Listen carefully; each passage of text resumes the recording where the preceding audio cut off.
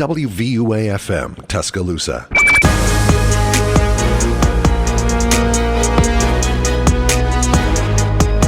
Hello, everybody. This is WVUA 90.7 FM, The Capstone, and welcome to episode number 14 of the Full Court Press podcast. My name is Jamie Martinez, and I'm joined by Alex Chasen and Nick Atkinson. On today's episode, look forward to league news and part one of the greatest players of all time to wear every jersey number. Today will be number 00 to 36. We hope you enjoyed our last episode. Now, let's get into it. Let's get right into it. Our first podcast of 2023. Oh, yeah, boy. Oh, yeah. We had a great 13 weeks in 2022. Now we're 1 week into 2023, our first podcast, podcast 14. How we feeling, boys? Big chilling. Very confident. Yeah, Facts. Me too. It's been a great ride. Let's keep riding that wave up. Let's keep going, boys. All right. So I just want to start off with some not great news. Everyone knows about this. We don't, obviously, this is an NBA podcast. We don't really jump around, obviously, unless like we're making some analogies. Like I'll make some analogies to the GOAT Tom Brady a little bit. But other than that, we don't really jump to other sports. But I do want to talk about Damar Hamlin because on Monday Night Football, everyone knows what happened. He suffered cardiac arrest on the field. He was making a tackle on T. Higgins. A freak accident. He got hit at the wrong time. Obviously, I'm not a doctor. I'm not like a specialist. But obviously, a freak accident that happens to around 20 people every year. And obviously, he suffered cardiac arrest. Very sad. Supposedly, he's doing a little bit better, but obviously, he's still under the whatever they gave. He's still like sleeping. It's not. They didn't say he's in a coma, but whatever the medical term for that is, just to make sure he doesn't wake up. And they're just checking him up. Anyways, what are you guys' opinions on this? Obviously, we're not doctors, so not that type of opinion, but just like the whole scene in general. Yeah, I mean, obviously, I don't really know too much about football, but I mean, even my mom knew about it when it happened. So I mean, that's kind of crazy. It's good that he's better than he was like whenever it first happened, because everybody thought that it was gonna be a bad outcome, but it seems a little bit better. Yeah, I was actually hanging out with friends at the time, and then I got a bunch of texts because I'm usually with family watching Monday Night Football, and I wasn't this week. And I was getting a bunch of texts saying, "Oh my gosh, Damar Hamlin." I'm like, who is that? And then I got all the stuff, seeing everything about the accident. It's just a freak accident. It's football.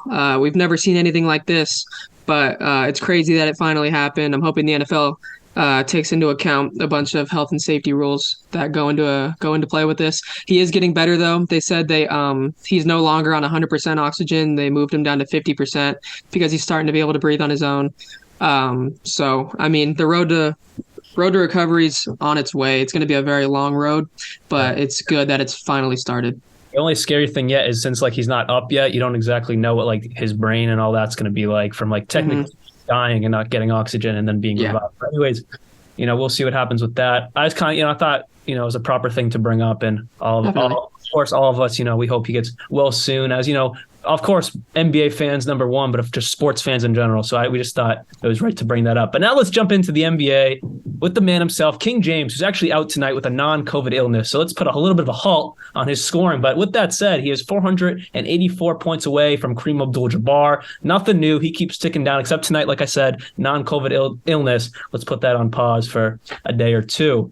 There was a fight last week, right after we filmed the podcast last week. It might even have been that night or the day after, but there was a big fight between the Pistons and Magic. Killian Hayes, Mo Wagner, Hamidou Diallo, and a bunch of the Magic, Cole Anthony, Mo Bamba, Wendell Carter Jr., RJ Hampton, Gary Harris, Kevin Harris, Franz Wagner, Admiral Schofield. Sounds like the Malice in Palace Part 2. This was insane. I mean, not like Malice in the Palace, but more of the fact that Mo Wagner got slumped. He got knocked out. For real. I don't know who'd he push. He pushed Killian Hayes. Yeah, and then Killian Hayes came back and punched him in the back of the head. And I didn't realize he got knocked out until you watched the video from the overhead camera. Yeah. What do you guys think about this? It's crazy. There's so many suspensions. Killian Hayes 3-game suspension. Mo Wagner 2-game. Diallo 1 game, and then all those Magic players I mentioned also got a 1-game suspension.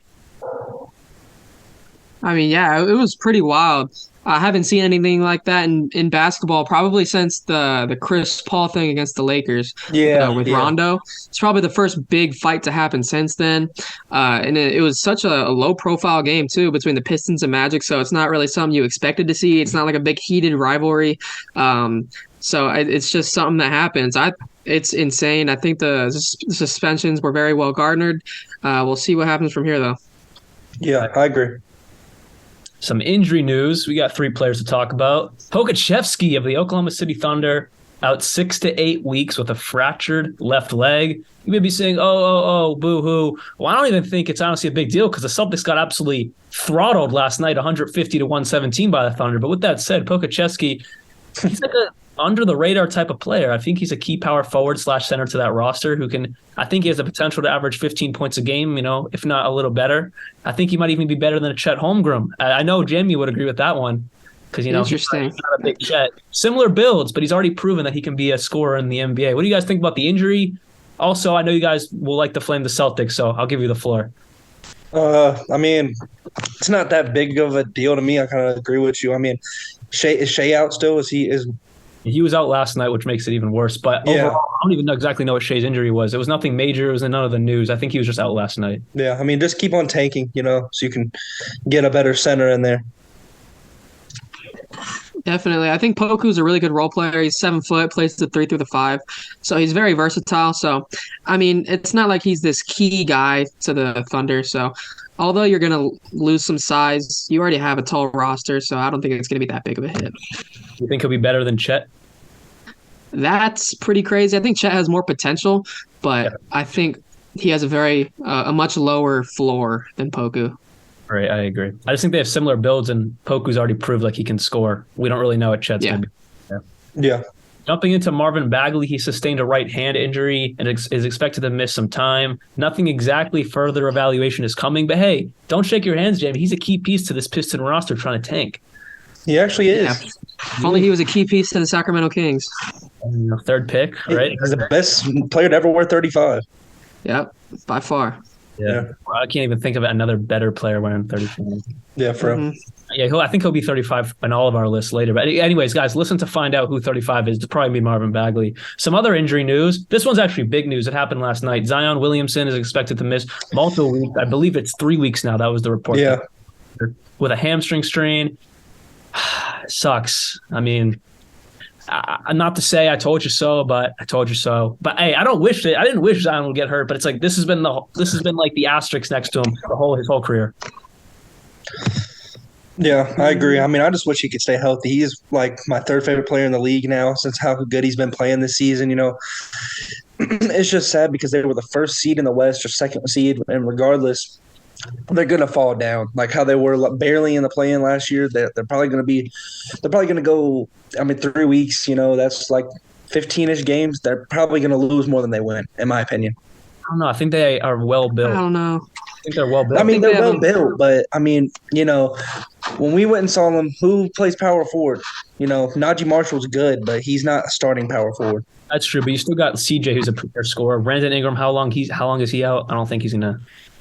Not too much longer. I think it's like 2 weeks, maybe. Actually, having CJ, you didn't have CJ last year when Zion was up. Oh, I mean, you know what I mean. You're gonna have CJ for the whole season. Still a premier scorer. I think they'll be around 500 plus. I don't think they're gonna completely fall apart. Yeah, I mean they have the room to lose a couple games. They do, for sure. Holy Spider! That is the headline I put on today's news for Donovan Mitchell. Donovan Mitchell for the Cavaliers in a win over the Bulls scored 71 damn points, becoming the 7th player in NBA history to score 70 or more in a game. I was at Devin Booker's 70-point game, however long ago that was. I don't really remember it that well because, I was just kind of starting to get basketball, and that was like sophomore Devin Booker, so that has to be at least 6 years ago at this point. IT was on the team, the whole deal. But anyways, Donovan Mitchell scored 1 more point than Devin Booker. That was crazy. I didn't even know what happened to the day after. I didn't even watch the game, in all honesty. I wasn't really up. But the morning I woke up, I saw 71. I was like, wow, that's insane. What do you guys think about this? It's crazy. Almost Kobe. Yeah, it is crazy. He also had 11 assists. He was 2 boards away from a triple-double. It was insane. And what made me happy about it is after the game during the press conference, like before he even talked about his game, he went into DeMar Hamlin and gave a little thing about him, giving prayers from the entire team. So I thought that was really cool. Donovan Mitchell's a class act, and with 71 points, he also knocked Devin Booker off the top 10 single game scoring list. So I mean, there's that. That's pretty cool. It's crazy. Now that conversation could be shut down about who's better because Donovan Mitchell is definitely better than Devin Booker. Mm-hmm. I think, bro, he's cleared him for a minute now. Like after the last 2 seasons, Donovan Mitchell's been better. I think. Yeah, I can get on board with that. Maybe. Yeah. Is there trouble in the ATL? There's been rumors that Atlanta head coach Nick McMillan has strongly considered resigning from his position, sources tell Shams and The Athletic. This one I'm not too surprised about. I don't know if we talked about this specifically on the podcast. Maybe we have. We've done a lot of these, obviously. But I know we definitely talked about this. I know I talked about it with Nick on the side, that Nick McMillan, Trae Young, I know we did talk about this on the podcast. Nate McMillan and Trae Young had some beef. They some arguing. Trae Young missed the game because he just didn't want to be around the team. Trouble in the ATL, not even Paradise, because it's not like they're doing anything amazing, but the trouble in the ATL. How do you guys feel about this? I mean, like I've said a couple times, Nate McMillan's my favorite coach in the league. I just like his defensive strategy. He's good at building a team together. The year that they went to the conference finals versus the Bucks, that was his first season there. So, he can build a team up together from being a coach from half of the season. So I do think if he resigns, there's going to be a lot of teams calling his phone. I agree with that. And it's so stupid. I don't exactly, obviously we're not in the locker room, so we don't exactly know. Maybe Trae Young has a valid reason to get away with Nate McMillan, but it's like he's such a good coach. I don't know what's going on there. Yeah, that's what I'm saying. I just don't know what he could be complaining about. You know what I'm saying? I feel like it might be a little bit more on Trae's side because, every other player that's worked under Nate McMillan, like Paul George, where else has Nate McMillan coached? OKC. Like everybody's always liked Nate McMillan, so I don't get that really.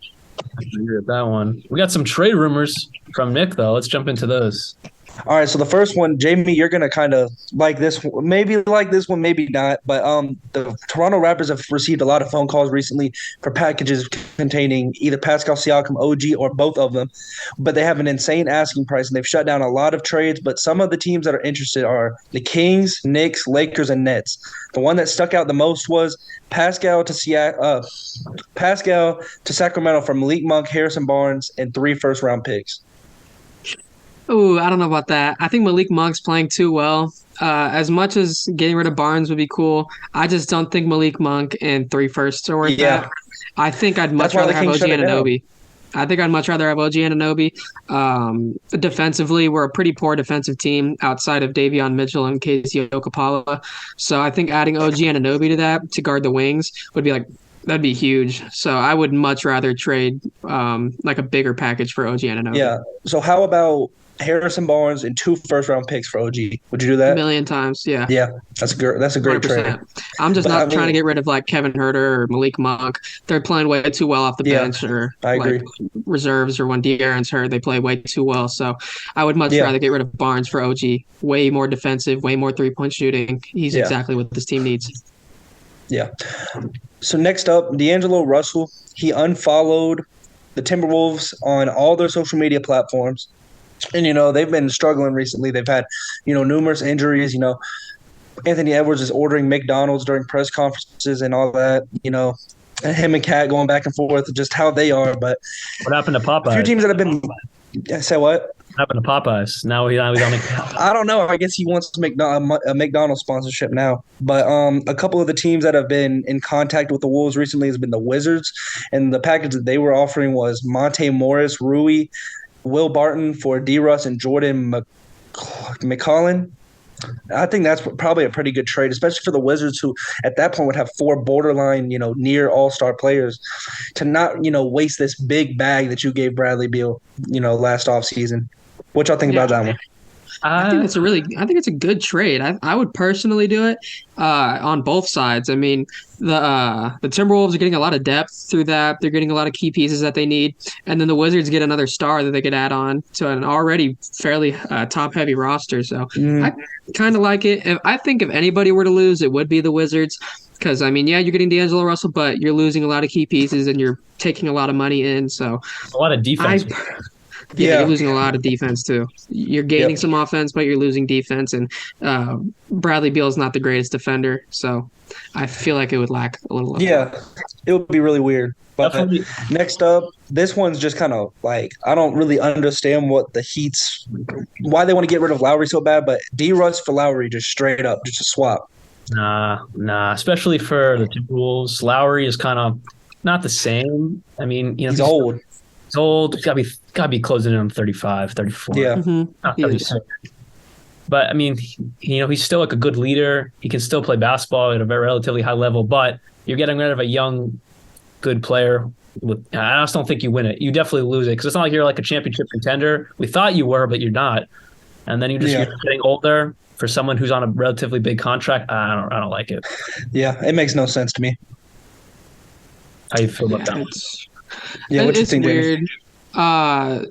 I think the Heat getting D'Angelo Russell, I think it benefits, honestly. You're getting younger. 100%. For the Heat, you benefit because you're gaining size, you're getting younger, you're going to lose some defense, but that scoring that you need so much is going to be there. The Heat have been lackluster scoring-wise. They've been good defensively. So I think losing Kyle Lowry wouldn't hurt that bad since you're gaining more scoring.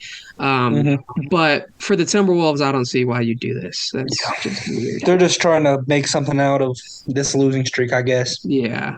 I guess bringing on some veteran leadership from a guy who won a championship to try and corral the personalities of Karl Anthony Towns and Anthony Edwards. So I guess I could see it from a locker room standpoint, but not from like a basketball standpoint.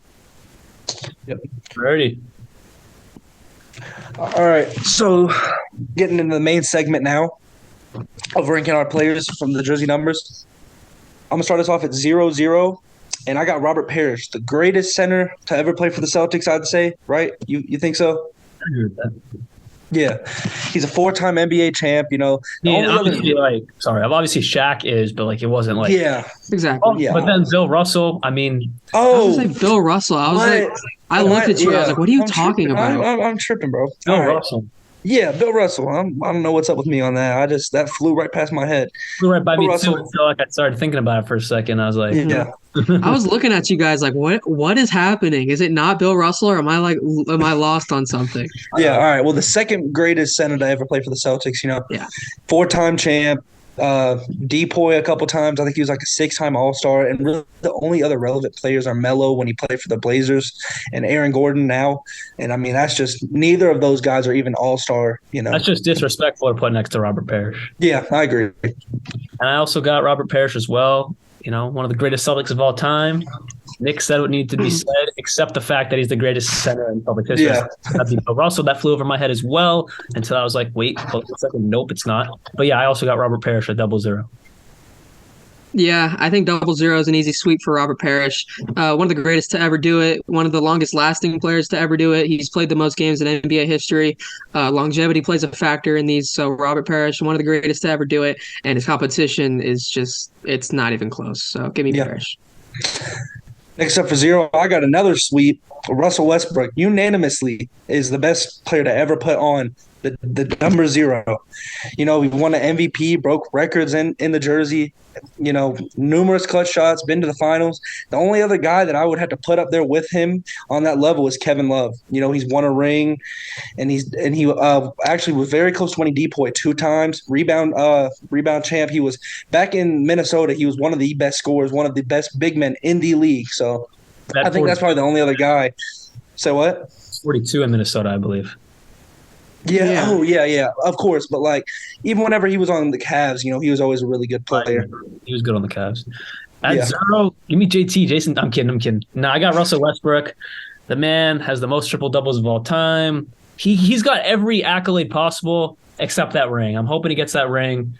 Obviously, Nick is the biggest Russ fan I've ever met. I thought I was a big Russ fan until I met Nick, but I would say I'm a few tiers below Nick, but I'm still a big Russ guy. Of course, he's got to be at the spot with number 0. All right, my number 0. It's obvious. I'm gonna go Damian Lillard. I knew. Yeah. It's Russell Westbrook. Honorable mention to Dame Lillard, Gilbert Arenas too, but I'm gonna go Russell Westbrook. One of the greatest single seasons of all time, if not the greatest, with that triple-double year.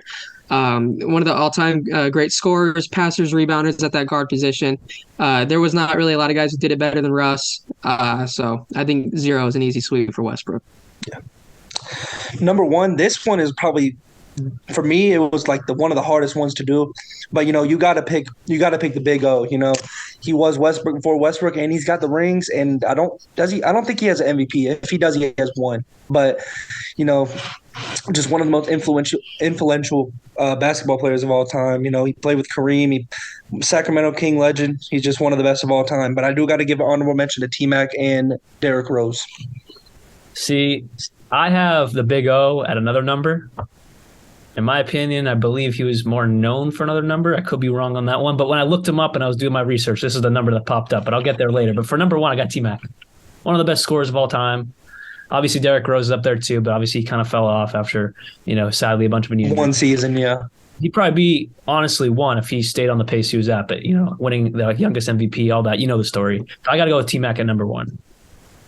Yeah, so for number one, honorable mentions to Penny Hardaway, Chauncey Billups, Amari Stoudemire, D. Rose, but it's the greatest scorer to ever do it, the greatest player of all time, Tracy McGrady. In my mind, the greatest scorer ever. He was unstoppable in his prime, 6'8" at the 2 guard.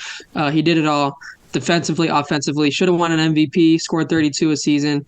32 per game in one season. So I just think he's one of the most slept on guards of all time. Some people leave him out of their top 10 shooting guard lists. I think that's crazy. That's crazy. He was unstoppable in his prime. Tracy McGrady, in my eyes, is the undoubtable number one. Big O's close. I love Big O. Sacramento Kings legend. He's probably our greatest player of all time. But Tracy McGrady, he's right here in my heart. He's my favorite player. Give me T-Mac. Number two, I feel like this one will be very criticized, but I have Kawhi sweeping right through Kyrie Irving and Mitch Richmond. I just think, Kawhi's won. Is he a 2-time champ or a 3-time champ? He's a 2-time, right? I think so too. Yeah. Yeah, he's a 2-time champ. He vows greatly to resting and what's it called when the players set out? Load management. He created load management, and he's also the greatest defender in the last 10 years, I think, He hasn't played in so long. He kind of gets underappreciated, but 2013 to 2020, he was a top 3 player in the NBA. So Didn't he win a Finals MVP? Yep, on Spurs and the Raptors. All right. For my number two, as Nick just alluded to, 2-time Finals MVP, and he wasn't just on one team. He did it on 2 teams, the Spurs, and then jumped ship to the Raptors for 1 year and then skedaddled out of there. But when he was in the North, Toronto, Drake Landia, he won a title. He brought them a title, Finals MVP, killer, the Claw. Give me Kawhi Leonard at number 2. Kyrie is obviously a good mention, honorable mention, but he just doesn't have the same accolades as Kawhi. Obviously the finals and all that, but other than that, he doesn't have the same accolades as Kawhi. Kawhi was the team on the Raptors, and then obviously on the Spurs, he had Duncan and Parker and still there, but he won the Finals MVP. Kyrie never really did that. So give me Kawhi Leonard. He's one of the best defenders the league has ever seen. Great scorer, all-around great player. Yeah. So number 2 for me was personally one of the hardest. Not because of Kyrie Irving, but it was between Kawhi Leonard and Moses Malone. Moses Malone's one of the greatest centers to ever do it. He actually wore 8 different numbers throughout his time in the NBA. However, for 9 seasons, which was the longest, he wore the number 2. He scored 26 per game, 15 rebounds a game throughout his time in number 2. But I'm going to still go Kawhi Leonard. I don't think we've seen a better defender in the last 10 years comparable to Kawhi Leonard.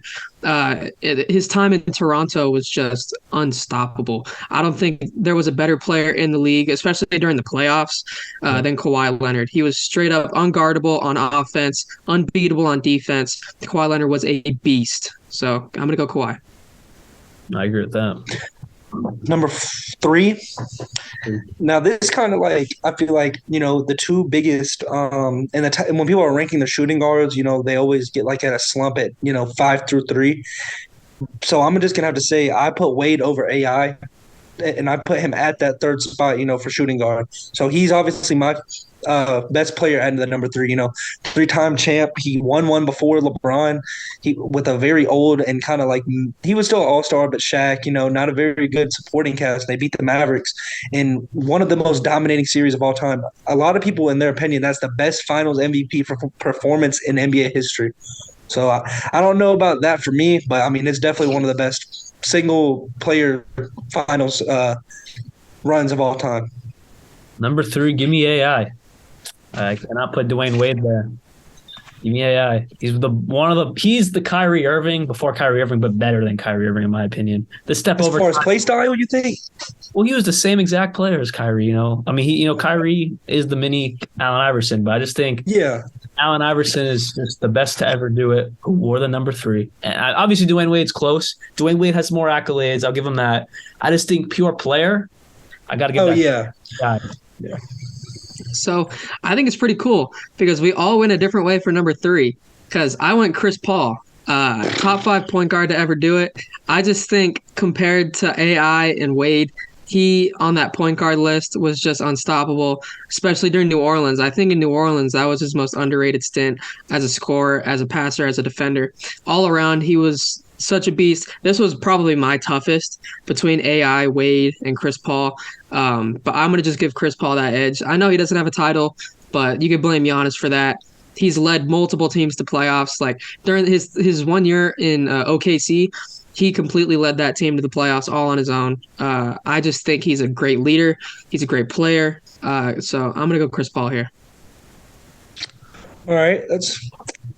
That was some pretty valid reasoning. But for number 4, this one, I feel like, Jamie, you're going to really disagree with me on this one. But at number 4, I have Russell Westbrook on the Wizards. This is the season that he broke Oscar Robertson's Nick. Hell yeah. Triple-double record. This is the season that they were the 14th seed in the Eastern Conference. Then in February, he was averaging 22 points per game, 14 rebounds, and 14 assists. I second that. And then he gets them all the way to the 8th seed, and my Sixers end up beating them this year. So either way, I was fine with it. But, just completely led that horrible Wizards roster, and that's what makes him the GOAT, number 4. And there wasn't too much competition. You got IT4 as a competition. Other than that, not a ton of competition. So I got to go with Russell Westbrook as well of the Wizards. 1 year wearing number 4. What are you laughing about, Jamie?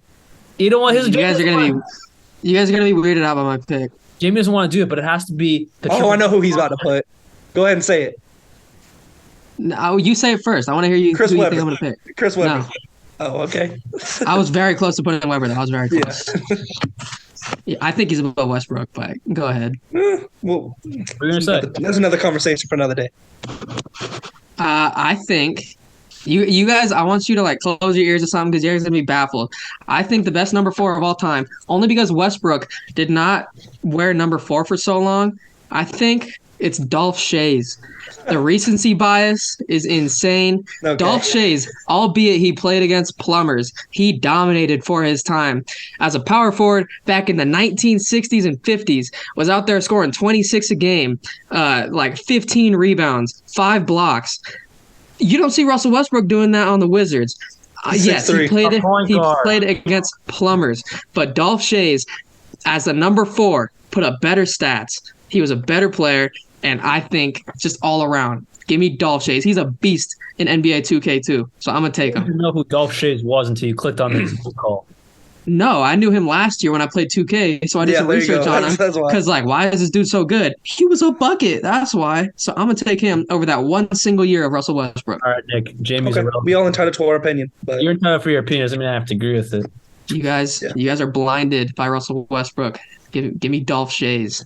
The man averaged a triple-double. Still. Yeah, that's true. Who cares? He averaged 26 and 15 as a power forward. Westbrook put up about 13 rebounds as a 6'3" point guard. Dolph Schayes is the greatest white player of all time. Sorry. Nah. Give me Dolph Schayes. Larry Bird. Nah, give me Dolph. All right, we'll move on to number 5. For me, I got to pick Kevin Garnett. He won a DPOY, maybe 2 DPOYs. He won the finals. He was just so – whenever looking back at that final series, despite Paul Pierce winning the finals MVP, they would not have won that series without Kevin Garnett's defense and just all-around clutchness. He's one of the most clutch defenders of all time, and he's from about 25 minutes from where I live, so, I got to show respect to the second greatest power forward of all time. Anything is possible. Give me number 5, Kevin Garnett, the man himself, one-time champion. How many times did he win? DPOY? 2 or 3? I think it was 2. 2? And then a one-time MVP? Yeah, one-time MVP.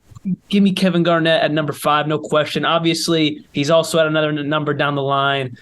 But he was so dominant on the Celtics.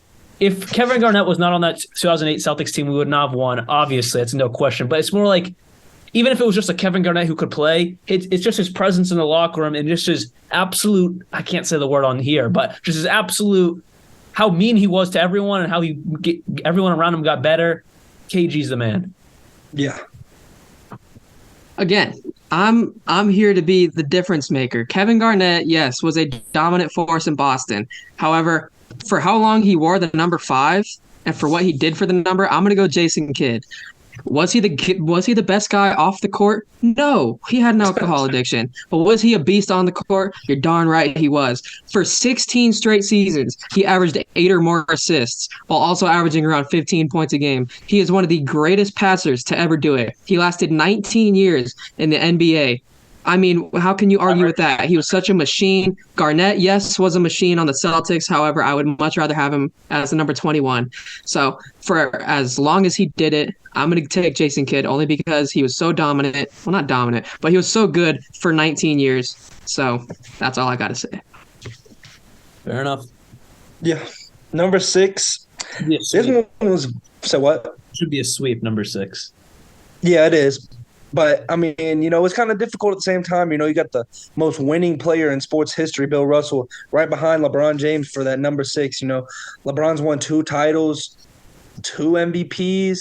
He should have won a DPOY in 2013, 3 MVPs. What, 3 titles? Yeah. Wait, yeah. LeBron? Has he won 3 titles in 6? He won 2 titles in Miami. He won 2 in Miami. He won 1 in the Lakers. I'm talking about in general. My bad. He has 4 titles. Yeah. I was talking about 4. Yeah. LeBron, though, he's, when I went and saw him on Sunday, whenever that game against the Hornets was, that was the first time I've ever seen him in person. He was just dunking all over everybody. He ended up finishing with 45 points, 11 rebounds, and 8 assists. He really took over whenever they needed it the most, and it proved to me, this man can really, carry a whole roster with, just nobody on it. Westbrook wasn't playing, Lonnie Walker wasn't playing, Anthony Davis wasn't playing, and LeBron still wielded them to almost a 20-point win. Obviously, the Hornets did come back a little bit, but LeBron is just so unstoppable as a player. I forgot that he was 23 at first when he was on the Lakers. That's why because number 6 is where he's wearing now. But anyways, at number 6, give me LeBron James. It's hard.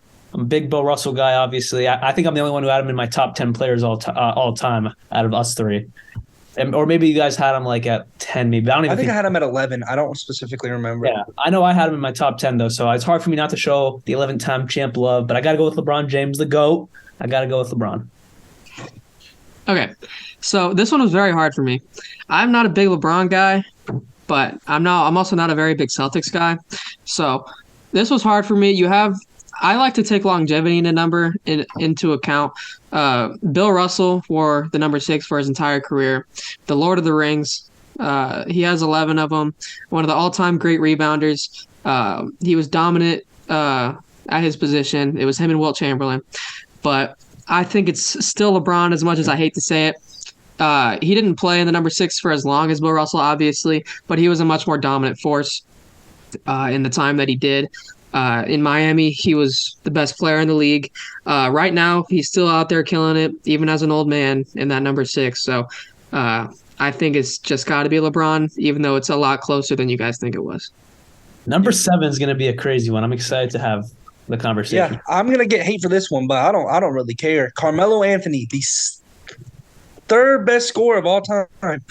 He's so underrated. I know he chose the bag over winning, but as far as just sitting there putting up, 30 night after night and losing, nobody does it better than Carmelo Anthony. He's a very clutch guy, despite like I just said, losing. But he's just so nobody could ever really guard him. They were still throwing triple teams at him last year when he was on the Lakers. There's a clip I saw recently. I think they were playing against the Hornets or something like that, and Carmelo just does a fade back, and he has 3 guys just putting their hands in his face. That post fadeaway that Kobe and MJ created, Carmelo is just right there at number 3 with having that being one of the most dominant things in his game. Very underrated. I do got to show some love to Kevin Durant and Sean Marion, though. For my number 7, it's unanimously Kevin Durant.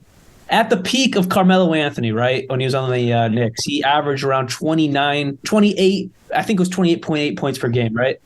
Kevin Durant right now is averaging 29 points per game. It's only 3 years of the number. He's averaged more points than Carmelo ever did. And Kevin Durant is obviously a top 15, 20 player all time. Melo's up there, but not quite as good as Kevin Durant, obviously.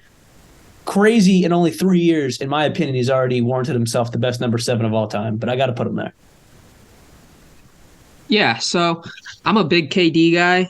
But again, he hasn't wore the number for a ton. Carmelo Anthony, he was a beast. But I'd also like to give a quick shout out to Pete Maravich. I'm not going to pick him, but he should definitely be up there. He wore number 7 his whole career. Too bad he died early. But I'm still going Kevin Durant. He's one of my favorite players of all time. Basically what Alex said, he's done more for that number 7 than Carmelo did in a shorter amount of time. Averaging that 29 a game is, at his age, is something we've hardly ever seen. So I'm going to take KD. The GOAT doing it right now at 38. Nah, he's mid. He's not better than Shai Gilgeous-Alexander. Nah, I mean, he been on a tear lately. But number 8, I'm gonna have to give that to Terrence Ross of the Orlando Magic, and I'm just playing. We all know who number 8 is. It's Kobe Bryant. 3-time champ in that number. I think he won his MVP in that number. In my opinion, he is more known as 24, but he is much more accomplished as number 8. He has more points. Everything just down the line, he has more of at number 8. So, yeah. I got to go with Kobe Bean Bryant, number 8 as well. I got to second everything Nick said. I agree he's more accomplished than number 8, but more well-known, I'd say, as 24, just based off the generation of the kids that grew up with him. I only really remember him. I only remember him as 24, obviously. I think he switched before we were even born. But with that said, number 8, I got to go with Kobe Bryant. Yeah, number 8, I'm going to go with the 4-time All-Star, Walt Bellamy. No, yeah. I'm going to go Kobe Bryant. Easily the second greatest shooting guard of all time, only behind Mike. He was his clone. One of the most impressive stat lines that we've ever seen with that 81-point game. Longevity, again, plays in. One of the greatest scorers ever. He did it for so long. Such a great defender. He did it all. May he rest in peace. Kobe B. Bryant. He's number 8. Number 9, this one was kind of weird, but I got to go with Tony Parker here. Throw some love to Rondo and Iggy. Tony Parker, though, he was just, when we look back at him winning the Finals MVP, unlike Rondo did, but Iggy did do it. But, Tony Parker's just a better individual player, in my opinion. He could pass the ball. He could lay the ball in better than anybody. He was one of the quickest players, in the early 2000s. And I think he's very underrated. And he got a lot of hate because he cheated on his wife with Brent Barry's wife and all that stuff that went on. He's a terrible teammate, but he's a great player. At number 9, I got to go with the man who I got the W with and guess that NBA player. Check out podcast number 6 and then number 7 in the follow-up. But I got to give it to Tony Parker. He helped me win. Guess that NBA player. I sniped that one. Forgot about that. Never forget. Yeah, never forget that one. But yeah, I got to go with Tony Parker, one of the best guards of all time to wear. Obviously, the best to wear number 9. I was close with Rondo because obviously, I got hella love for Rondo. Give me Iguodala. Also, that one was tough, but I have to go with Tony Parker. He was part of that dynasty with the Spurs. So honestly, it was honestly a no-brainer. But I had to show love to Rondo and Iggy as well. So, I picked off Shai's already.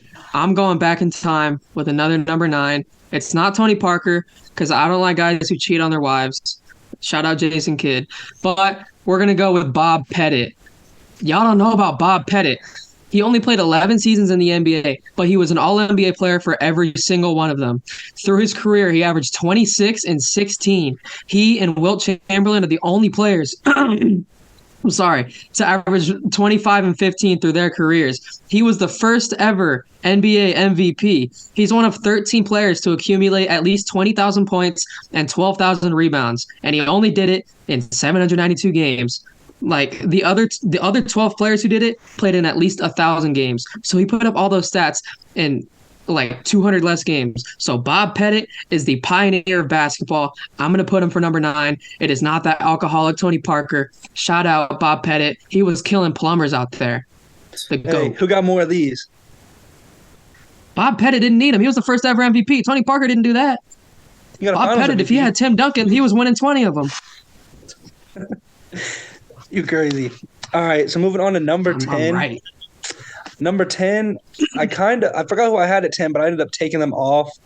But Otis Thorpe, the second, Hakeem Olajuwon's second hand man.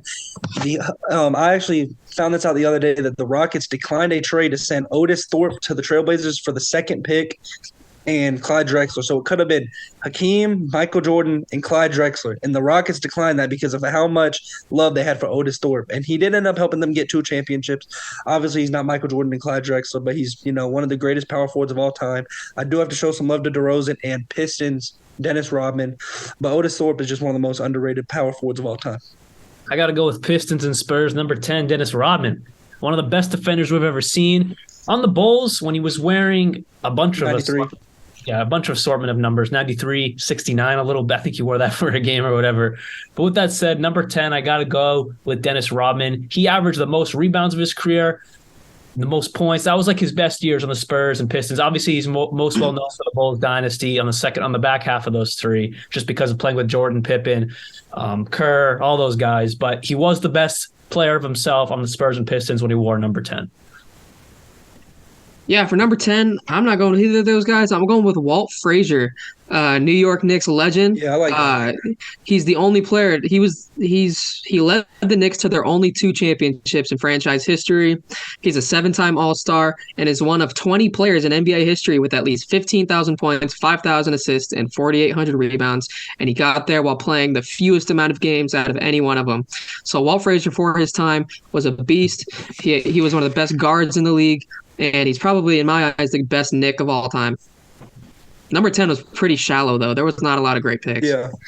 I like that Walt Frazier pick. That was a good one. Mm-hmm. Number 11, in my opinion, the 4th best point guard in NBA history, Isaiah Zeke Thomas, one that led the Pistons to 2 titles. And just had, the most – they stopped Mike, They stopped Mike from making the playoffs, from making it past the first round for years and years. And eventually Mike did get past him. But, he is the reason that the Pistons were so dominant, the bad boy Pistons, I do got to show some love to Kyrie Irving, though. Isaiah Thomas, he's just one of the best playmakers, defenders, and he was an okay scorer, but he's definitely one of the best point guards of all time. I also got to go with Isaiah Thomas. I'm sure I was talking about the mini Isaiah Thomas, but no, I'm talking about the Pistons Isaiah Thomas. He's the man. Like Nick said, one of the best point guards of all time. And yeah, I got really no one else. I mean, Kyrie, like Nick said, but not really. It's not even close at all. Yeah. Isaiah Thomas is the Pistons. He is Detroit. He was the man. Yeah, so for number 11, quick shout out to Yao Ming, but I'm going to go Isaiah Thomas. He was a force to be reckoned with back in those Detroit days. He was a menace on the floor, him, Bill Laimbeer, Dennis Rodman, and all of them. He's got those championships to back it up. He's one of the assist leaders, steals leaders. He's pretty up there in the Pistons point list. I don't even know. Is he the leader? Yeah. I don't know.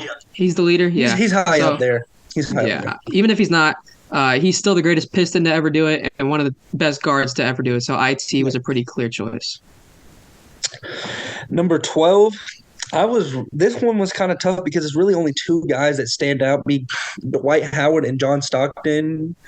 But John Stockton has a statue outside of his arena. So I got to give the tip to him a little bit more. He also is the leader in assists and I think steals. Nobody else is even close to doing that. Chris Paul's a little close to doing it, but he's not nobody's ever catching John Stockton on that. That's just, it's like 6,000 assists. You got to really just put your head down and pass the ball. But I mean, he also does have the 3rd highest scorer of all time being Karl Malone. So I don't know. I do got to give it to John Stockton though for number 12. You guys are going to be mind blown by who happened number 12. Don't look at your laptop. Don't look. Do not scroll, Jamie. Do not look. Just listen to me. Listen to the story here. On February 14th, 1990, Michael Jordan's jersey was stolen from his locker room. So he had to wear a random number. And what jersey was that? It was number 12. And he wore number 12 and dropped. The only reason why he's here, the greatest number 12 of all time is Michael Jordan. Shut up, John Stockton. Shut up, Dwight Howard. Michael Jordan dropped 49 points in the number 12 jersey. Like I said, also, sorry, Dominique Wilkins. You didn't even mention that one. Sorry, all 3 of you guys. You're not better. When I looked it up, Dominique Wilkins was number 12. Really? I thought he was like 30-something. He was 21. Yeah. Fact check me real quick. I had it mixed up. My bad, the dyslexia. But anyways, John Stockton, sorry, nope, and Dwight Howard, nope. Michael Jordan is the best number 12 to ever do it. John Stockton's not dropping 49 points. All right. So any number that Michael Jordan wears besides 23, it's going to him. All right. So number 12, Michael Jordan. I mean, after that reasoning, I was going to go John Stockton, but I have to go with the greatest player to ever do it. He's going to have two numbers now because it's going to be 12 and 23. I'm going to go Michael Jordan. Hey, 49 points in one game. He was in the number 12. He averaged 49 a game, so you can't complain with that. So give me Mike. I knew Jamie would like it. It's right up his alley of like weird things to say. Yep. Mm-hmm. Number 13, I have Wilt Chamberlain. I do got to show some love to two Oklahoma City greats being Paul George and James Harden. But, they're nothing compared to Wilt. He's probably the greatest center scorer of all time, despite it being against a bunch of 5'9" little guys. But, Wilt Chamberlain's still one of the most dominant players of all time. And if he was playing today, he would still be just as good. He fits this, new era of being a 7-foot skinny little center, but he was just so dominant, and he played for even up until the early 70s. So the most points in a game. He was top 5 in scoring at all time, rebounds, assists. He was just one of the most complete players of all time. I also got to go with Wilt Chamberlain. No questions. Man scored 100 points. James Harden is great and all, but nope, got to give it to Wilt Chamberlain. Yeah, number 13 is easily Wilt Chamberlain. I think the closest one to him outside of James Harden was Steve Nash for that number 13. I think Steve Nash was pretty close, but Wilt Chamberlain was different. Easily the most freak athlete we've ever seen in the NBA for his size. He was just so dominant, so I don't think it's really that close. So initially I had the Big O as number 14 just because it was such a shallow number, but since I had him at 1, I'm putting Brandon Ingram at number 14. Nah, I'm just playing. I'm going to keep Big O there. Every reason I said before, he was Russell before Russell, got some championships with Kareem, and, just one of the best point guards of all time. At number 1, I had T-Mac just because he wore the number longer, and I feel like he did more to the number 1. But at 14, that's where I have the Big O, Oscar Robertson. From 1960 to 1970, he wore the number 14 with the Cincinnati Royals, who then became the Sacramento Kings. Yeah, the Sacramento Kings. So I got to give that one to the Big O. That's where he falls. Yeah, number 14, that's the number he wore as a King, so I'm going to obviously go Oscar Robertson there. He's the greatest to ever do it in a Kings uniform. He was so dominant as a guard. He was a real pioneer for that guard position. Right behind him, though, I have one of the other pioneers in that guard position at Bob Cousy. So Cousy, he's up there, but Oscar Robertson was too much for a lot of guys. The pioneer of the triple-double. Without Oscar Robertson, there would be no Russell Westbrook. So give me the Big O. Number 15, I have the greatest Atlanta Hawk player of all time, Al Horford. That's number 15. Nah, I'm just messing, bro. I'm just messing. Al Horford's definitely on my honorable mentions, though. He is one of the best Hawks players of all time, but I got to give this one to Carmelo. All the reasons I said before, one of the greatest scorers of all time. He actually had a lot of success in the playoffs as number 15, unlike in number 7 where he didn't make the playoffs a lot of years. Every year that he was wearing 15, though, with the Denver Nuggets, he was in the playoffs. He didn't get far, but he proved that he was good. Even back then, he showed a little bit of effort on defense. He was scoring. So, yeah, give me Carmelo for number 15. I also have Carmelo at 15, the Denver Nuggets, Carmelo Anthony. What are you talking about? He's one of the best scorers of all time. Honestly, I think he was more dominant in Denver than on New York. I don't think he arguably more dominant when he was in Denver, and he's the best 15 to ever do it. What do you got to say, Jim? What do you got to say? Well, my 15 is his jersey's right here. I got Vince Carter. Out in Toronto, averaged 20 points a game for 10 consecutive years. He stuck around for 22 seasons. Longevity plays. He was, even in those last years of his career, he was a great role player for a lot of those teams. He was a veteran presence. Sacramento Kings legend Vince Carter, and he's the greatest dunker ever to have ever lived. Dunked on anybody of any size. He didn't care. He would baptize anybody. So I'm gonna go Vince Carter. I'm a big fan of dunks, and he was dunking them right in your mouth. So give me Vince. Pause. All right, let's shout out Hal Greer though. Shout out Hal Greer. But yeah, give me Vince. Yeah, Hal Greer, Atlanta Hawks legend as well. Mm-hmm. Number 16 though, This one was kind of weird, but there's a lot of good big men at this position. Bob Lanier, Peja Stojakovic, but I got to lean towards Pau Gasol in this one. He's a two-time champ. Should have won a Defensive Player of the Year at some point, but without him, Kobe Bryant would never have touched 5 rings ever. Pau Gasol was just such a good presence. There's so many clips of him, putting his head down and finding the right play for Kobe Bryant to score, and he's one of the best second options in NBA history. I completely agree. On Memphis and the Lakers, he wore number 16. He started off on Memphis, then obviously went to the Lakers, that whole dynasty with Kobe Bryant and all that. But I also got to give it to Pau Gasol. No one's better. Yeah, number 16 is Pau Gasol. It's not really that close. I guess Bob Lanier's right there. May he rest in peace. But Pau Gasol, right next to Kobe Bryant, was unstoppable. In Memphis, he was unstoppable. One of the best centers in the league for a long, long time. So I think Pau Gasol wipes. Number 17, this is my favorite number, but there's not really many guys here. John Havlicek and Chris Mullin are really the only 2 guys, but I'm giving it to Chris Mullin. I just like how, what was it, the TMC Warriors, him, T-Mac, and Mitch Richmond. That was a really fun team to watch. And they led the Warriors to a pretty successful couple of seasons when they were all 3 on that team. What are you going to say, Jamie? I wasn't going to say anything. Go ahead. A little confused. At 17, I got to go with Hondo, John Havlicek, one of the best Celtics to ever play. He was on those championship teams. I got to go bleed green, baby. Give me Hondo. So, yeah, this was another tough one between Hondo and Chris Mullin. It was actually the Run DMC Warriors. I just had to look it up. Yeah, that's it. One DMC. Or was it? It was one TMC or DMC. I don't know. Because it was Chris Mullin. It was Mitch Richmond. And Tim Hardaway. Tim Hardaway, that's who it was. So I think this is a hard. I think I'm gonna go Chris Mullin here. I was really neck and neck on this one, but Chris Mullin, one of the best shooters of all time. John Havlicek did a lot back then, but in a really bad time for the Warriors, Chris Mullin stepped up and was a superstar for them for such a long time. So I'm gonna go Chris Mullin. We're getting into some of the tough numbers where there's not a lot going on. Yeah. But, also something I forgot to say about Chris Mullin, he's the only person to ever beat Larry Bird in a 3-point contest. Whoa. Mm-hmm. Yeah. But these next couple ones is kind of just no honorable mention, no argument. Number 18, I have Dave Cowens. I think he played on the Celtics, Yeah, big time, man. Yeah. Dave Cowens, yeah. I got Dave Cowens as well. Big time Celtic. He was in the back of the day with all those other John Havliceks, Bill Russell. He was the man. Tommy Heinsohn, he earned some respect. I looked him up for some of them. I forget exactly. I don't think I have him for a certain number, but I do got to shout out Tommy Heinsohn. May he rest in peace as well.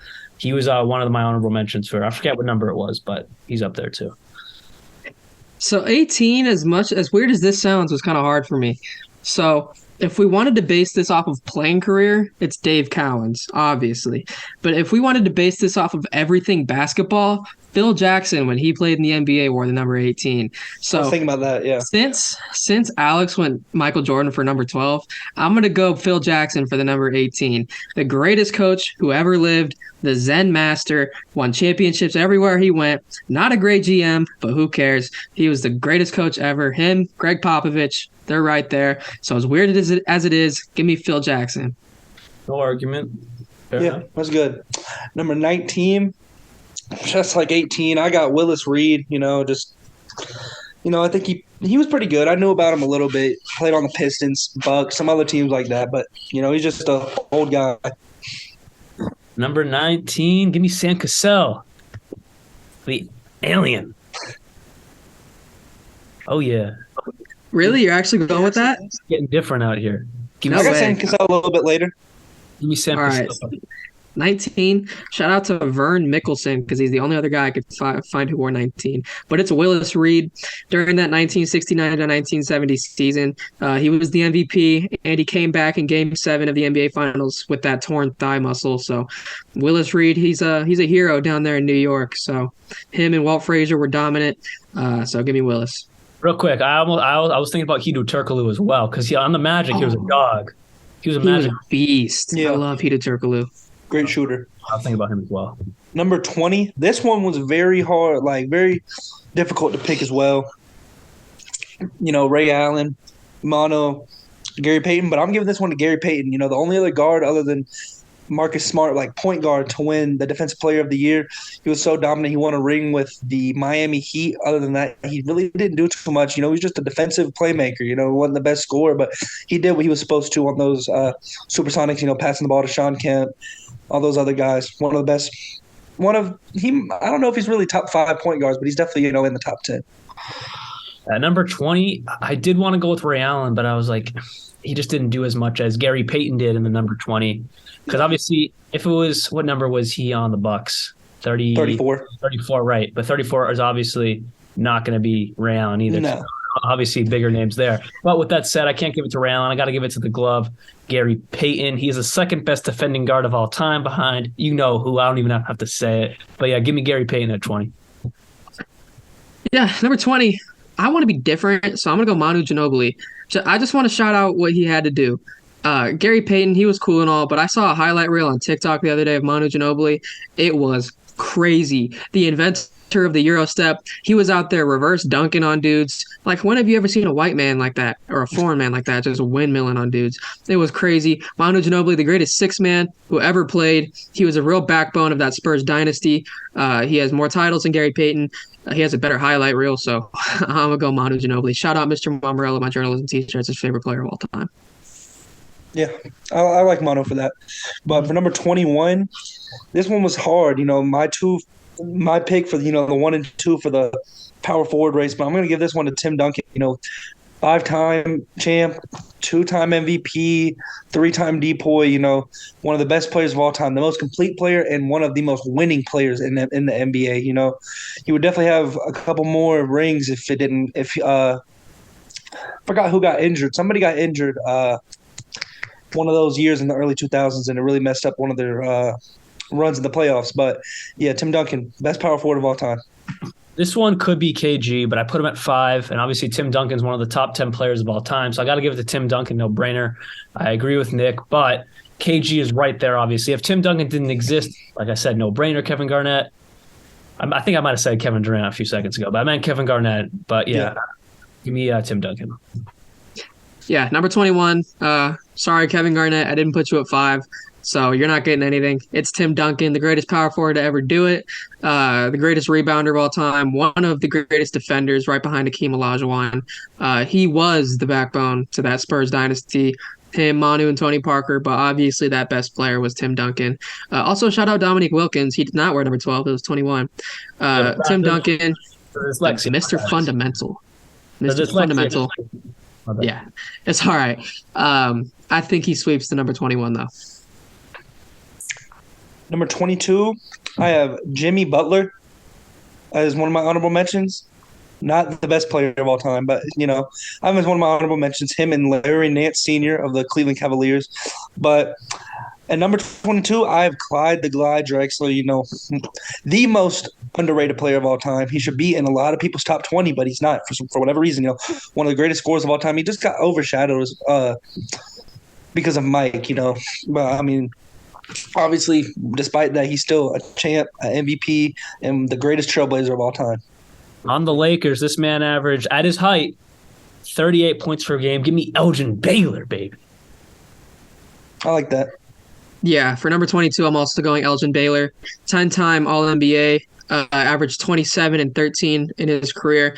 And in the year that Wilt Chamberlain was averaging 50 a game and got second in MVP because Bill Russell won, Elgin Baylor actually was, I think, 4th in the MVP race, averaging 34 and 18. So Elgin Baylor, one of the most slept-on players in NBA history. He was right up there with Oscar Robertson, Wilt Chamberlain, and Bill Russell during that time period. So I think Elgin Baylor, for what he did on the court, outdoes Clyde Drexler by a pretty large amount. Before we jump into number 23, we know how this is going to go down. But check out podcast 10 after this one. Finish this one, everyone. Finish this one, please. We love y'all. Finish this one, then go check out podcast number 10 for our full debate about the number 23, MJ and LeBron. But now let's get right into it with the number 23, Nick. Who you got? No, I got the GOAT of basketball, LeBron James. I'm going to show some love to Michael Jordan. And Draymond Green, though, Michael Jordan's second best to ever do it. Draymond Green, one of the best defenders to do it. But LeBron James, for all the reasons I said before, one of the top 5 greatest scorers, one of the top 5 best rebounders, one of the top 5 best decisions, one of the top 5 defenders. He is top 5 to top 3 in everything you can say. There's no, you can take as much away from you of him as you want just for hating, but LeBron's the GOAT. The man who can play the position point guard, shooting guard, small forward, power forward, and even center. The man who can do it all. He's about to be the scoring leader all time, about to pass Kareem Abdul-Jabbar. You hear about it every podcast in the news section. Give me LeBron James, the GOAT, at number 23. Yeah. But hey, I got to show my love to Mikey because Mike was my GOAT forever. But I came to the realization, I came to an epiphany that LeBron, he's just that man. Yeah, so I'm going to take the number 23 that didn't need to win a championship at Disneyland. He doesn't have any Mickey Mouse rings. I'm going to go with Michael Jeffrey Jordan, the greatest 23 to ever do it. He has 10 times more scoring titles than LeBron James. He wore 23 for longer. He didn't have to switch over to number 6. So I just think with the amount of titles that he won, the scoring titles, the all-defensive selections, the defensive player of the years, and he even retired and came back and was still just as dominant. I think if he never retired, he'd probably be an 8-time champion, but that's a conversation for a different day.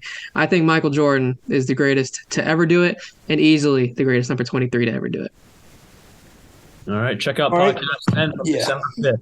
From December 5th, everyone, go back to that for the full debate. Number 24. I got to show some love to Paul George whenever he was wearing number 24 in Indiana. He came to life then, and that's one of my favorite 3-year stints from a player is PG 24. Just one of the most exciting young guys in the league back then. But obviously, like we were saying before, Kobe Bean Bryant, the most memorable player for number 24. He's just such an all-time great to wear that number. The 5th, top 5 player of all time, just one of the better scorers of all time. In my opinion, the best scorer of all time. But, yeah, Kobe Bryant.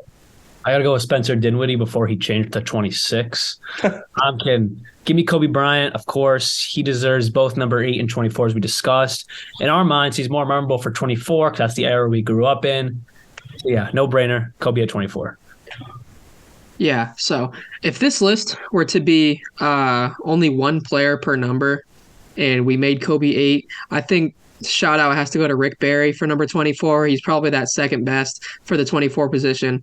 But since that's not the rule, it's Kobe Bryant. Again, all that reasoning I gave before, but in that number 24 is when he had that legendary 60-point final game of his career and that comeback win versus the Jazz. I still watch the highlights to that game every once in a while. All those legendary commercials. He's just a legend of the game. So I think Kobe Bryant is an easy sweep here. Number 25 was kind of weird.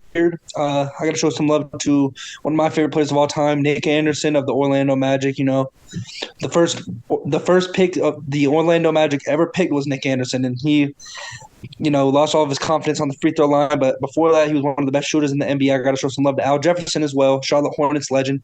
But Mark Price is the best 25 of all time. He led the Cleveland Cavaliers all the way to the playoffs just to get ran out by Michael Jordan hitting a shot right on their face and just sending them home. But, he was a really good playmaker, really good defender, just not all that. I kind of relate him to the D'Angelo Russell of the modern day, not as far as play style, but just where he ranks among point guards, not like an all-time great. I don't even think he's a Hall of Famer, but just he's the best wearing 25. I'm about to pull a Jamie. You guys probably don't know who Dan Issel is. But No, I do.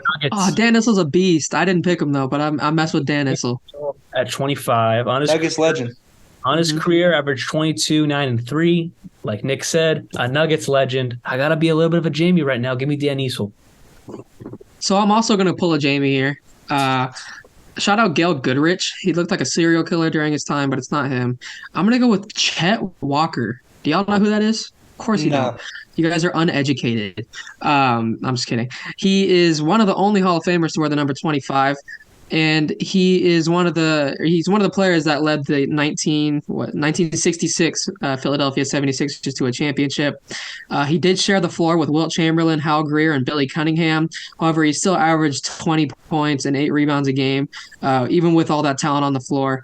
And throughout his career, he averaged 18 and 7. And, he's one of the only Hall of Famers to wear 25. So shout out Chet Walker, I guess. Number 26. This one's, a very weird one. For this one, I really did look at longevity of the number, and Kyle Korver just owns that, only player to really ever wear the number. I do got to show some love to OKC's finest, Jeremy Lamb. He was what he was. Wasn't Thabo Sefolosha 26 as well? Or was he 30? No. He was, what number was Thabo Sefolosha? 5. Thabo Sefolosha was 5.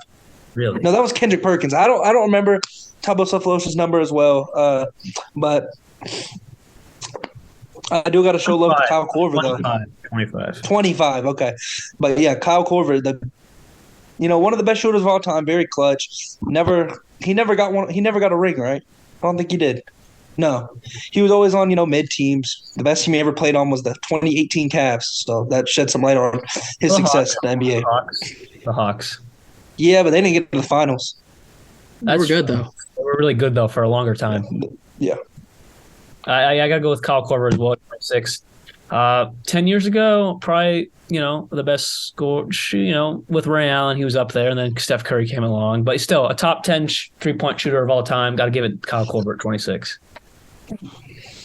So after doing some research, there are only 2 players who wore the number 26 for 5 or more seasons, and that is Kyle Korver and James Robinson. I'm not talking about the running back. I'm talking about whoever this basketball player is. But we all know who Kyle Korver is because he's one of the – huh? James Robinson III? No. I don't know. This guy, it just says James Robinson. I don't even know who that is. But it's Kyle Korver, one of the greatest shooters to ever do it. He's made 2,437 threes in his career at a 43%, at 43%, which is phenomenal throughout his career. Again, one of the best to ever do it. Farmer boy, made it to the NBA. So Kyle Korver's a GOAT. Shout out Iowa. I believe that's where he's from. Mm-hmm. Number 27. A lot of people are going to think of Rudy Gobert, but I'm not showing any love to the fakest defensive player of all time. He's not even an honorable mention for me. My honorable mention is KC Jones, and the best 27 of all time is Jamal Murray. He had one of the greatest. What, am I missing somebody? You're missing someone. You're missing a Cincinnati Royal. I'll let you finish your spiel, though. All right. Well, anyways, Jamal Murray, not that great this season. Still a very, reputable player. He's still very, very young, and I think he's gonna eventually be one of the top 10 point guards in the league. I mean, if he's not already. But just a great scorer. Had one of the best playoff performances in the bubble, and just one of the best players to wear 27. At 27. Thank you, Nick, because me and Nick see eye to eye on this. Jamie is kind of coming along, but not really. He still respects Rudy Gobert. Rudy Gobert, get out of my bedroom. It is Jack Twyman. Jack Twyman of the Cincinnati. Twyman. What? Jack Twyman.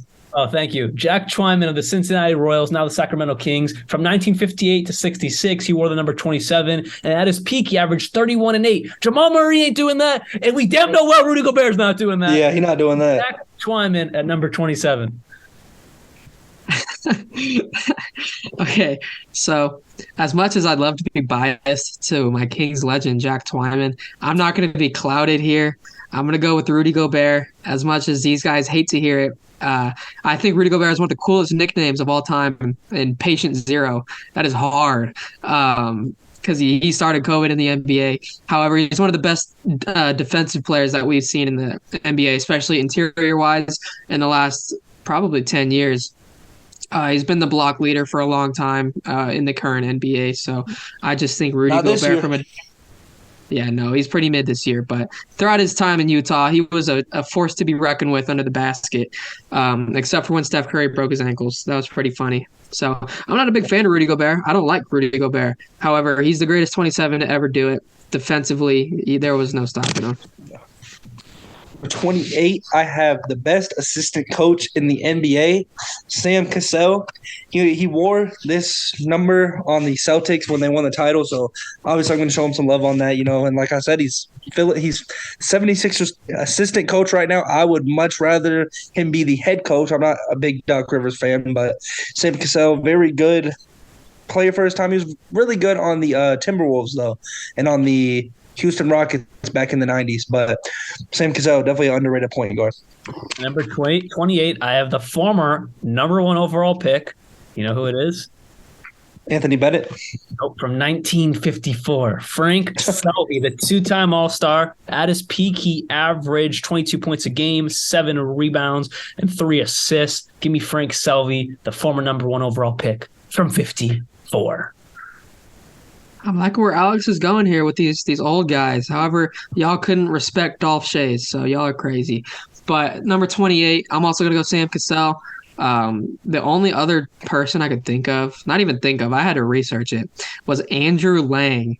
Andrew Lang had one season in which he averaged double figures, and that only put him over Ian Mahimi. And I'm not putting Ian Mahimi on this. Nah. So I had to do some digging, and I found Sam Cassell, the I said alien. Frank Selby.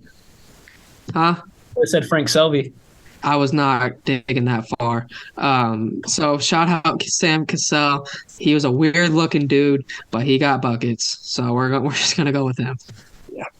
29, the only guy that is even reputable to wear the number 29 is Paul Silas. He's a pretty good player for his time, but that's all I really got to say about him. May he rest in peace. I also got him at 29 as well. 2-time All-Star, 3-time champion, 5-time All-Defensive selections. I also got to go with Paul.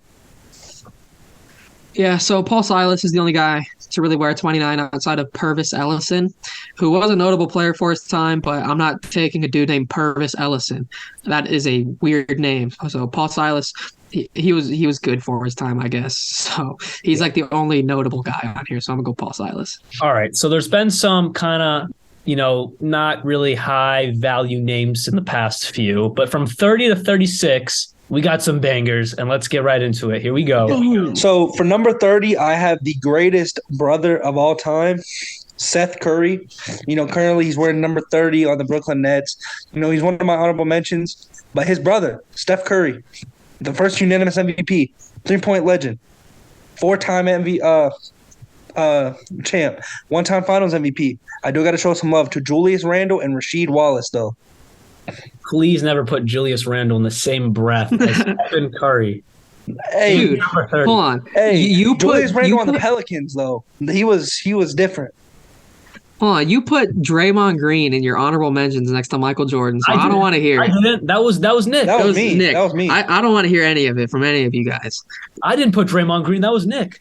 Draymond Green is a 4-time champ and a 2-time Defensive Player of the Year. Michael Jordan's a 6-time champ and the greatest of all. Okay, we're not getting into this. Just move on.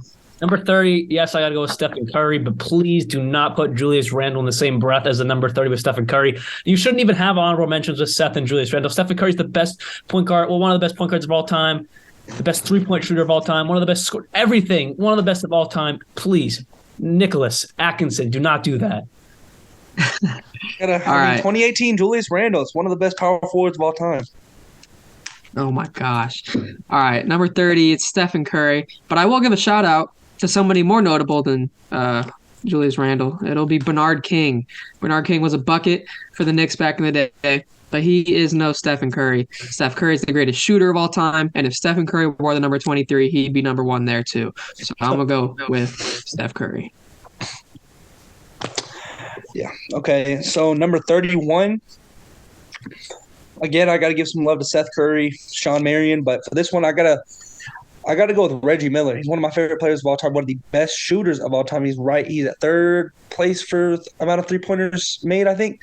But he killed the Knicks many different times. It's one of the best rivalries in NBA history is Reggie Miller versus the Knicks. One of my favorite 30 for 30s I was ever made was Reggie Miller versus the Knicks. But it's kind of sad that he never got past the second round or the third round. He never got to the finals. But look at the teams that they were putting beside him, with Rick Smits being his second best player, and just not many other guys. It's just not, that's not going to cause for success. I really do wish he would have gotten a title though. I also got to go with Reggie Miller, the best 31 to ever do it, one of the best shooters to ever do it. I couldn't really think of anyone else besides Reggie Miller. I agree with Nick. Sadly, he couldn't get a chip. He played in a tough era. Playing up against, Jordan and all those guys. He just didn't have enough to get over the hump. Like you said, didn't have the greatest talent. But yeah, I got to go with Reggie Miller because by himself, one of the best shooters to ever play. Yeah. Yeah, so I didn't go Reggie Miller. I went Zelmo Beatty. He played from 1962 to 1974. He was banned from playing in the NBA in 1969, came back and averaged 25 a game. You've never seen Reggie Miller do that. I'm just kidding. No, it's Reggie Miller, the third greatest shooter of all time. However, shout out to Zelmo Beatty. I've never heard of that guy, but in his career, he averaged 17 and 11, and he got banned from the NBA, came back, and was a bucket. But it's Reg. Come on. Sure. Number 32, I got my second favorite player of all time, Magic Johnson. Of course, he's going to be, number 32. Magic Johnson, he revived basketball, the greatest playmaker of all time, 5-time NBA champ, 3-time Finals MVP. I think, he's just one of the best players of all time. Like I said before, he's my third best player of all time. So at 32, I got the best point guard of all time, Mr. HIV Magic Johnson. Let's give it to him. Number 32, I clearly agree with Nick, and no one comes close. I mean, Kevin McHale, one of the great, of course, but no, it's Magic Johnson. He's the best point guard of all time. It can't be McHale. Yeah, so for 32, there was a couple guys who are worth noting, and Karl Malone, we don't talk about him. Bill Walton, Kevin McHale, and Shaq when he played down in Orlando, Florida. But it's Magic Johnson. He was such a positive guy. He was just the greatest passer of all time. He played the 1 through the 5. He did it all. It's such a long career. Too bad he got cut short, but who cares? Still the greatest point guard to ever do it. Facts. Number 33, this one's kind of weird. I was about to put Scottie Pippen, but then I forgot about Kareem Abdul-Jabbar. He has 6 rings, 6 MVPs, one of the best defenders of all time. He was the first superstar in the NBA, I guess it could have been Will or Bill Russell, but Kareem was really the first superstar. You know what I'm saying? Like, wielded a team to the finals multiple times. He was the first player to go out to LA and, build his dynasty and all that. So, yeah, I think – Showtime Lakers. Yeah, him and Magic. Showtime, yeah. 33, I got to give, obviously, my respects to Bird and Pippen, but it's got to be Kareem, the one of the best to ever do it. He created Showtime out in LA, as we talked about, as Nick just talked about with Magic Johnson. I agree. I never really thought about it, but he really is. Obviously, Bill Russell and Wilt, but that was kind of before, I don't know, it feels like it was before, real basketball. Yeah. Kareem was, the first superstar of modern basketball, real basketball. So I like that opinion. Yeah, so I'm going to go with Kareem. 33 was a lot more deep than I thought. You got guys like Larry Bird, Patrick Ewing, Alonzo Mourning, Scottie Pippen, Grant Hill, but the easy pick here is Kareem Abdul-Jabbar. In my eyes, he's the greatest center to ever do it and the third best player of all time. He's so dominant for his time, the inventor of the skyhook, the first real dominant force outside, I guess, Wilt Chamberlain, the first real dominant force in the NBA. So a real pioneer of basketball. One of the guys on the Mount Rushmore, so I'm going to go with Kareem here. 34 is going to be a good one because I know you two disagree with me. So, well, actually, especially Jamie. Yeah, well, number 34, I'm going to show some love to the best defender of all time, Hakeem Olajuwon, and then I'm going to show some love to Giannis Antetokounmpo, the best player in the league right now. But number 34, I'm going with Shaquille O'Neal, the most dominant player in NBA history, 4-time NBA champ. I was stuck on this the other day. I think he won 2 MVPs. He won no DPOYs, but one of the greatest scorers of all time, one of the best defenders of all time. Made Kobe Bryant. Kobe Bryant, obviously a great, but Kobe Bryant would never have been Kobe without Shaq. I also got to go with Shaq, but I do got to show love to Hakeem and Giannis and Paul Pierce. Shout out my boy, The Truth. Paul Pierce. He comes nowhere close to, obviously, the top echelon of these guys. He's at the bottom half of this. If you were to rank a top 10 of 34s, he's probably around 6 or 7. But with that said, give me Shaquille O'Neal, the Diesel. But Hakeem's close. I mean, after we did that whole top 10 of all time, I looked into more Hakeem. I never really respected him as much as you guys did. And I was like, damn, this dude really is one of the best defenders of all time. But I still got to give it to the Diesel just based off his pure just power, obviously, and his accolades. Yeah. It's definitely valid reasoning. However, I got my own opinion, and I've stated it multiple times. Number 34 for me is Ray Allen. I just got his jersey for Christmas, so no, I'm just kidding. I'm going with Akeem Olajuwon. In my eyes, the greatest defender of all time, second greatest center of all time. He was just such a force, scoring. Obviously, the greatest defender ever, and that the dream shake really made a lot of guys who they are today. He really pioneered. I use that word a lot, but there's not a lot of guys who could say they pioneered something. I think Hakeem Olajuwon really pioneered a lot of things in the post game, especially with the fadeaways and a lot of the dream shake stuff. So I got to give Hakeem Olajuwon a slight edge over Shaquille O'Neal just because of how good defensively he was and offensively he was. He was a real force. Yeah. Number 35, I mean, I just absolutely hate to put this man anywhere on any sort of list, winning anything, doing anything. Kevin Durant is the best player to ever wear number 35. No competition, really. Kenneth Faried and Reggie Lewis are really the only guys. I am a big fan of Kenneth Faried whenever he was in the league, but, I mean, he's no Kevin Durant. So, Yeah, I also got to go with Kevin Durant. Won an MVP with the 35. Won 2 championships with the 35. Two championships with the 35. Championships, yeah. I mean, yeah, I can get on with that. They were cupcake championships, but Yes. nevertheless, he won 2 championships and an MVP with the 35. One of the best scorers of all time, one of the best players of all time. I got to give it to Kevin Durant. Yeah, 35 is easy Kevin Durant for me. He's one of my personal favorites of all time. I had him at 7. I'm going to go him at 35 too. He's one of the greatest scorers ever. I think he's up there with Tracy McGrady and Kobe Bryant. He's, I think, the greatest scorer for his size ever. For his size, he does things that we've never seen in the NBA before. At 7 foot, he has the handles of a guard, the shooting, everything. He did it all. Carried a lot of guys. Yeah, he kind of cherry picked teams in championships, but he has them. He won Finals MVP over Steph Curry. I think twice, if I remember correctly. Yeah, twice, yeah. So KD, the accolades speak for themselves, and so do the stats. So I think it's an easy choice there. Yeah, for number 36, I mean, so there's 2 guys on this list, and they're both Celtics. And for me, I got to pick the depoy of last year, Marcus Smart. The only other guy is Shaquille O'Neal and his stint with the Celtics, and that was just, that was horrible. He used to get dunked on by Nate Robinson and all these other guys, but Marcus Smart, he's a very accomplished player. He's a very underrated player, and yeah, one of the best defenders in the league. Not just one of the best defenders in the league, one of the best defenders of all time. My only competition was Shaq and then Rasheed Wallace, but no. And obviously Shaq was old, and Rasheed Wallace is more well-known for 30, but he did wear the number 36 as well. Right, 30, right? Yeah, 30. More well-known for 36. I got to go with Marcus Smart. Give me the Marcus. Shout out Marcus Smart, number 36, depoy. He could win it again this year. His stats aren't there, but it's just everything he does on the defensive end, the hustle stats that aren't on paper. He should win it every single year. Give me Marcus Smart. No brainer. I woke up this morning and I took a drink of Haterade because at 36, I have Rasheed Wallace, the real man for technical fouls, one of the dirtiest players to ever do it. And his days in Detroit were just dominant. Scoring, defense. He bullied people everywhere he went. He beat up people in the stands. He didn't care. I drank my Haterade this morning. I don't want to pick Marcus Smart just yet. Maybe in a year or 2 if he keeps adding to that resume of his. But the 4-time All-Star Rasheed Wallace, I think I just got to go with him. Where's the depoy? Yeah, but who's the leader in technical fouls? Marcus Smart. Who has more All-Stars? Marcus Smart has none. Yeah, Rasheed Wallace has 4. So I think 4 is bigger than 0.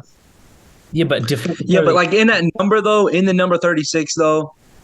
He's still got multiple All-Stars in the number 36, and Marcus Smart didn't. So sorry. Hold on. Yeah, but Defensive Player of the Year is bigger than an All-Star. But he got 2 of them. Marcus Smart don't. Marcus Smart is not as good as De'Aaron Fox. What if he is a Finals MVP? Because I feel like he'd get it. He's not winning Finals MVP. There's no way he wins it compared to Jason Tatum and Jaylen Brown. No. I could see Al Horford winning it over him. If the Celtics won last year, I think Al Horford could have been Finals MVP. It would have been Jaylen Brown. Think so? Yeah, it would have been JB. Yeah. Al Horford was really good, though. Al Horford was balling throughout the entire playoffs last year. He picked up for Jason Tatum. Was Tatum won the Eastern Conference MVP, but that's like a Mickey Mouse award. Yeah. But finals, Al Horford stepped up. He was a 3-point machine. I remember watching those games. He was hitting every three he took. It was crazy. And if you're wondering, everyone, why we stopped at 36 for today, it's because from 37 up, there's less players that would probably move more quickly. At least that's what we're thinking. So that's where we're stopping at 36. Hopefully we don't have to split it into 3 parts. That would suck. I don't think it should. Well, we have a lot of numbers to go through next week. However, we'll make it quick, and there's not a lot of guys compared to numbers 00 through 36. So it should be a nice, smooth episode next week. So I think we're good, right? Yep. All right. Thank you all for tuning in to WVUA 90.7 and the Full Court Press podcast. We'll be back next week with our top 15 players aged 26 to 30. This is Jamie, Nick, and Alex signing out. Peace. Peace.